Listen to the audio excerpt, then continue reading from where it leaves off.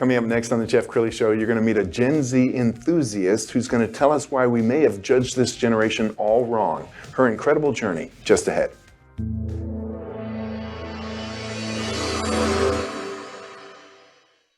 Many are predicting that the worst is yet to come, which is unfortunate, said one person here.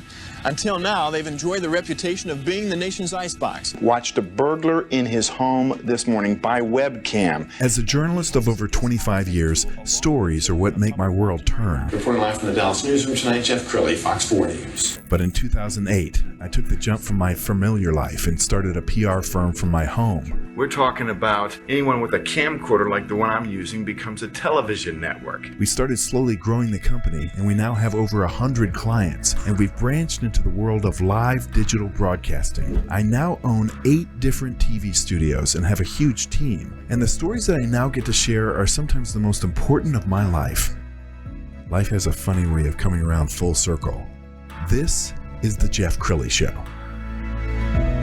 Well, I don't know about you, but every time I pick up a newspaper or watch a television program about Gen Z, they are just condemning this generation. The knock on this generation is that they're entitled, they're lazy, they don't have the ambition of their parents or their grandparents.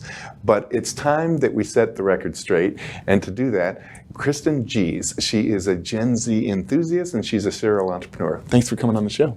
Thank you for having me. And thank you for pointing out we have this generation completely wrong. They are the trendsetters. They are fighting off the fruit of the labor that we all, the older generations, the more seasoned generations have done. So yes, and I love that. I love that you're going to bat for them. So let's talk about that a little bit. Why do we have this generation read so wrong? I think sometimes we see the ending result of this generation, right? And I think something that we all have to do as the elders that will soon be passing the baton to them, whether we want to give it to them or not, is that without this generation, we wouldn't have had the right to be able to record the injustices we see. They're the generation that taught us that it was okay to say it's not okay, right? I think also this generation does speak out a lot more. And I think what we have to do as the older generation or wise is to talk to them about how to talk about when you're uncomfortable or when you dislike something. Because right now, all they see is social media. And the last thing I would say that I think is really one of the bigger factors that we don't mention a lot is that this generation grew up watching reality TV, and they grew up watching reality TV, seeing people who were million or billionaires being able to fight staged conversations, staged fighting. And so that becomes popular. And so if we praise them when they act like that on social media, and then when they do it in person, those who are dealing with them, whether it's a parent or an officer or just someone who is an authority figure, we can't now expect them to turn off to know, oh, that was staged, what I have been growing up watching and seeing, versus the reality of my actions has consequences. Yes, and we like to break news on this program when we can, and Kristen has allowed us to break some news about a game-changing app that she's developed. Advising Gens. It's the world's first digital discipline platform created specifically for youth workers. So that's police officers, that's teachers, that's principals, that's social workers, counselors. And so essentially it's very similar to defensive driving, except Advising Gens focuses on all things discipline. So whether it's vandalism, theft, bullying, fighting, we cover all of those courses in a 16-minute video, very easy for kids to understand. And then it has curriculum as well so that a teacher would actually be able to teach that, whether it's one-on-one or in a group. And so we're super excited about it. We plan on launching it in September in 11 states. And so I'm excited to finally talk about it. We've been quiet about it for about 2 years now. Okay, much more on that in a minute, but let's go ahead and roll this clip. Gen Zers are struggling. Rates of student suspension, delinquency, and mental health struggles are on the rise. Youth practitioners and parental guardians need a simple and effective tool to get these Gen Zers back on track. Advising Gen Z is that tool. This is a turnkey learning management system and mobile application that can be used as an alternative disciplinary resource or a group mentoring session. Advising Gen Z is simple to use. Gen Zers can register themselves, or parents and staff can create profiles. Your organization can easily configure users and access levels across multiple locations. Parents can also purchase access to the program to use at home. Gen Zers have 24-hour access to engaging content and teletherapy services available on any device, while practitioners get 21st century curriculum, comprehensive tests, risk assessments, and campus culture surveys to ensure students retain the lessons while keeping your team informed on how to best meet their needs. Available course blocks include diversion, mental health, social, emotional learning, and career exploration. Detailed reporting within the platform allows your team to track usage, trends, and assessment results. Automatic emails are sent to parents each time their child completes a module. Advising Gen Z is joining you in the fight to turn today's low-risk offenders into tomorrow's leaders. For more information, visit www.advisinggenz.org or call 214-935-2444. It's time we move past the stereotypes and begin addressing the real issues concerning Gen Zers. I'm Kristen Geez. This is Advising Gen Z, where discipline, peer mentoring, and technology come together.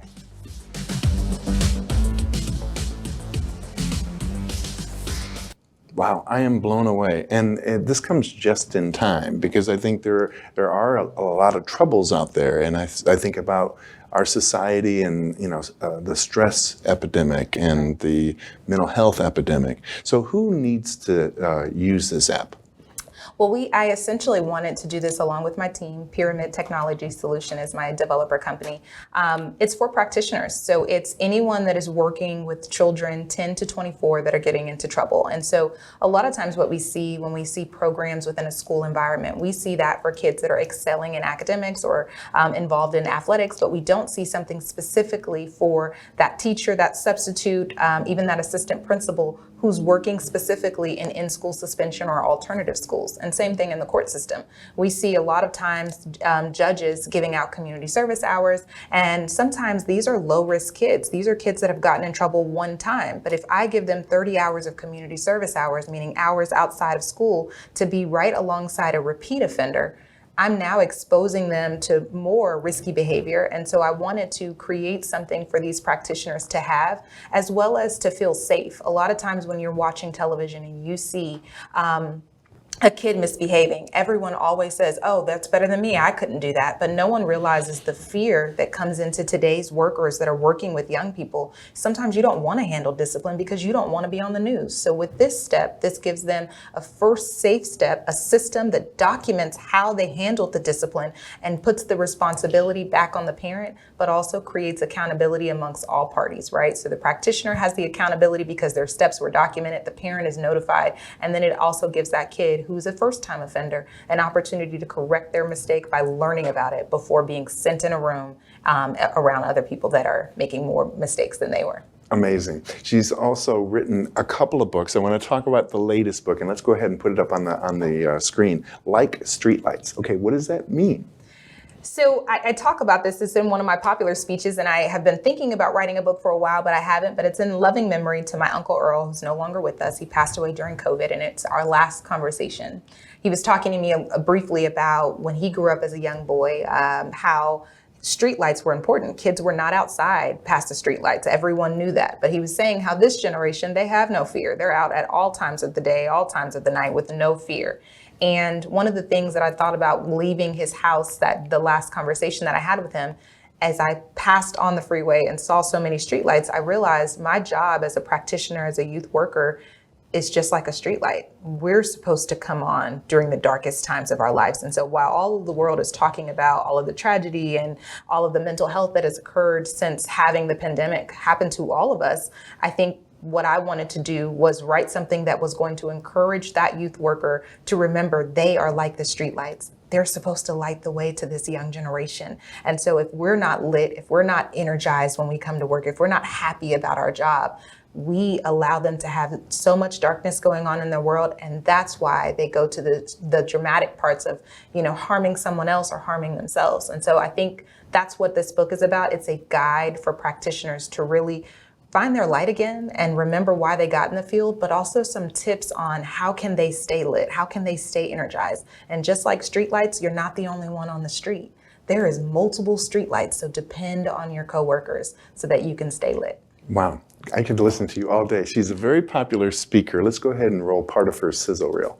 Kristen Geez. Kristen Geez. Kristen Geez. Kristen Geez.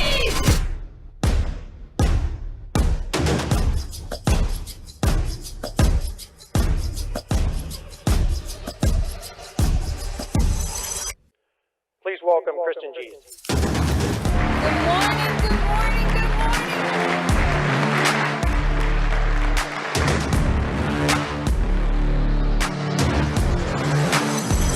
While it may not be things like animals or thieves waiting in the nighttime for our children, instead it's things like anxiety, depression, it's thoughts of suicide. It's the things that they keep on the inside that they only think about when their head touches their pillow. It's the chaos that's happening in their home life. It's the friend group that no longer wants to be their friend. It's all of the questions of the things that they're learning in the news and on social media. And it's all of that darkness that is starting to settle on the inside of each and every one of them.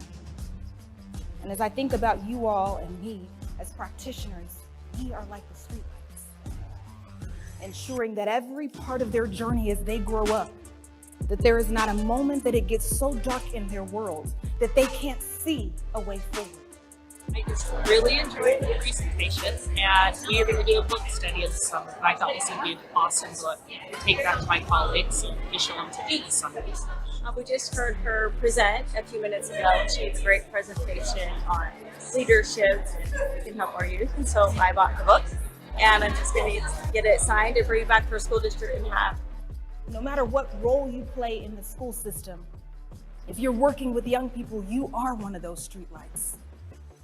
And collectively, if we are on every freeway, every street leading all the way home, we'll ensure that they don't get engrossed and they don't get caught up in the darkness that's happening all over the world and the darkness that's happening sometimes on the inside. Wow, you are such a powerful speaker. And I know as a fellow speaker, nothing is better than feeling that connection with the crowd. And I know one of the stories that you tell is about how you once were a bully yourself. Yes, I was unfortunately a former school bully. My high school principal, who's actually, she just retired as assistant superintendent, and she sits on our board now for our app that we're creating for practitioners. But I was really troubled. You know, one of the things that I think people misunderstand is when you do have a bully, we do talk about hurt people hurting people. But I think the difference between back then when I grew up versus today is that you didn't talk about the issues that were happening in your home. And I think that's one of the things that Gen Zers are actively doing. And so for me, when I was bullying at school, it really came from being in an environment for 14 years with my stepfather who was emotionally and physically abusive. It was being there, with my mother and being there even with his sons who were, physically abusive to me. And so when I went to school, that was my moment to have a different identity. And as someone young, you don't realize what impact you're having on other people. I didn't realize that my ability to scare people into following me, I now can do that while inspiring them, right? And I needed someone who didn't look like me to come into my world and say, hey, you can do something different. It wasn't that my mother or my family didn't love me, it was that they didn't know what was going on in our household, first of all. And back then, if you had a man that was willing in the Black and brown community, if you had a man that was willing to come home and provide for you and you were living in a great lifestyle, according to what society believes, you didn't complain about his unstable, right? And we still talk about this today, men in every culture that are not going to seek mental health. It's more popular now, but when I grew up, I'm 33, it wasn't a popular thing, from 4 years old until I was about 15. And so I did act out at school and I did cause a lot of pain. And one of the things that when I got expelled from my school and got sent to my new campus, which was Northwest, which is where I met Dr. Parker, when she saw my transcript, instead of seeing what everyone else had saw in every other school that I had gone through, she told me what qualities I had that could be turned positive. And I think for these kids, and that's why I'm so passionate and why I started my nonprofit before launching our ed tech company, is realizing that these misguided kids, they do need an opportunity to see themselves doing something different. And different doesn't mean special treatment. Different just means saying, hey, instead of me just having you pick up trash where you're not learning about anything during that, I'm gonna have you pick up trash, but I'm also gonna have you write a note to someone. I'm gonna have you write a note to someone who might be living in poverty, who might be in a worse circumstance than you. Giving me that opportunity to lead an initiative at school showed me the attention that I was in my heart seeking,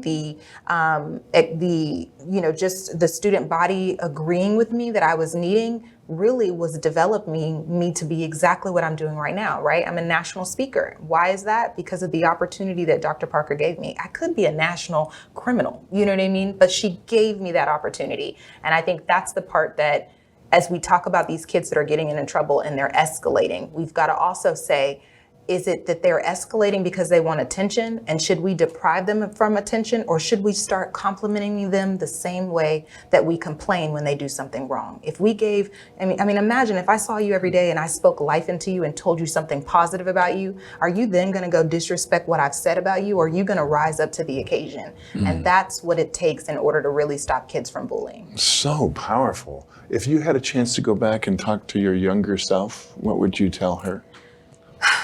I would probably say remove the chip on your shoulder. I think, you know, my biological father leaving my mother and I spent many days watching Disney. And even though I love Disney and I am a fan, one of the things that I think children's shows do not do is they put this false hope of one day something great is going to come back for you. So I had in my mind a lot of nights, my dad's going to come back for me. My dad's going to come back for me.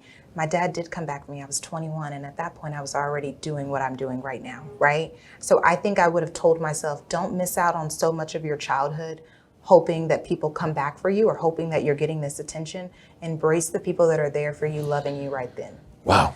That is so powerful. And if we had a tight shot, you would see that her eyes are misting because you absolutely, you're speaking your truth. Thank you so much for coming on the show. We're going to end with your website, which is KristenGeez.com. The great Kristen Geez, thanks for coming on the show.